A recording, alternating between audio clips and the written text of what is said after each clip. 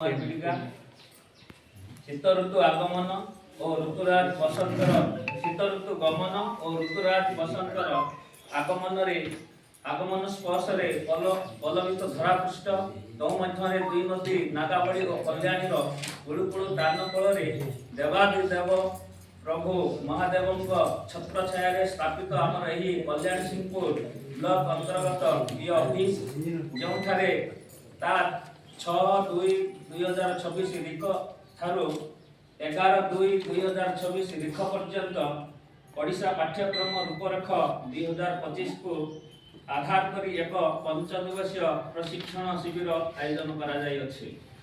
अद्यता 9/2/2026 रिख सोमवार दिन प्रवर्तन प्रशिक्षण शिविर तृतीय दिवसर आरंभ हुए विघ्न विनाशक अग्रपूज्य श्री गजानन निकटरे आमर वरिष्ठ शिक्षक श्रीयुक्त पेंठई सार प्रदीप प्रज्वलन माध्यम तदंतरे कविता दीदी भजन परिवेश को आध्यात्मिक तारे भरी देइथिला।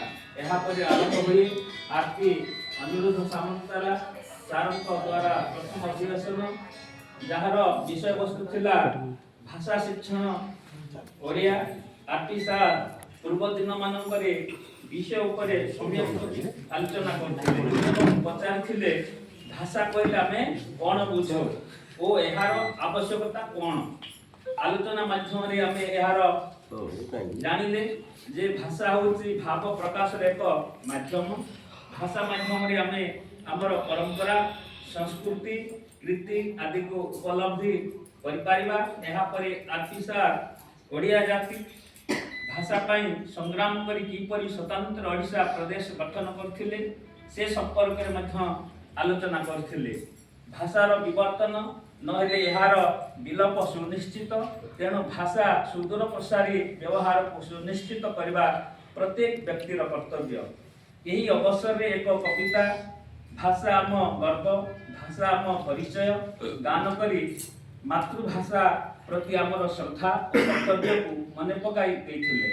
तापरे 10 मिनिट रो एक जा टी ब्रेक विरति नै समस्ते फेरिथिले शिविर को। एहा परे आरपी सार जातीय पाठ्यक्रम आधार रे 2023 आधार रे भाषा शिक्षण रो 5टी प्रमुख लक्ष्य उपरे गभीर आलोकपात करथिले। एनईपी रे बहुभाषिता को प्राधान्य दिया जाइथिबारु त्रिभाषी शिक्षण धारा रे किपरि आंचलिक भाषा को मौलिक स्तर रे अग्राधिकार दिया जाइछि दर्शाइथिले। एहा परे भाषा शिक्षण रे पाठ्यक्रम रो लक्ष्य स्तर अनुसार भिन्न भिन्न यथा प्रस्तुति स्तर रे सीजी 5टी एवं कॉम्पिटेंसी 15टी ओ मध्यम स्तर रे सीजी 5 एवं कॉम्पिटेंस 16 भली दर्शाइथिले। एवं पीपीटी माध्यम रे तृतीय श्रेणी रो नूतन पुस्तक भाषा महकर सूचीपत्र देखाई प्रत्येक विषय को की भली अन्य विषय सह सम्मानित करा जायछि दर्शाइथिले। परिशेष रे धन्यवाद अर्पण करी अधिवेशन को शेष करथिले। तत्परे द्वितीय अधिवेशन को आरपी श्री मधुसूदन सेनापति सार स्वागत करथिले जहार टॉपिक थिला टीचिंग इंग्लिश टेस्ट प्रिपरेशन की भली preparatory stage and middle stage एथिरे सार टेक्स्ट बुक प्रिपरेशन की भली curricular goals competence and learning outcomes उपरे फोकस करे डिस्कस करथिले।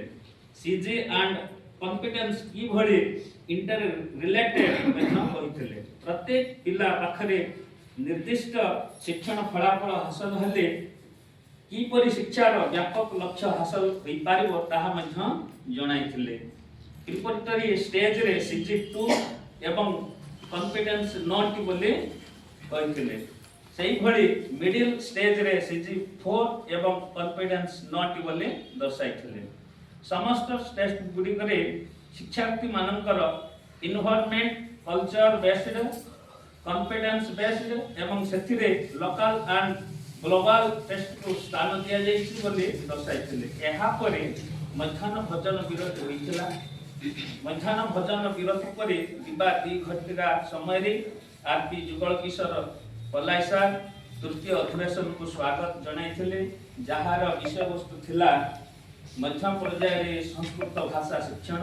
एठारे सार संस्कृत शिक्षण 3टी लक्ष्य ज्ञानात्मक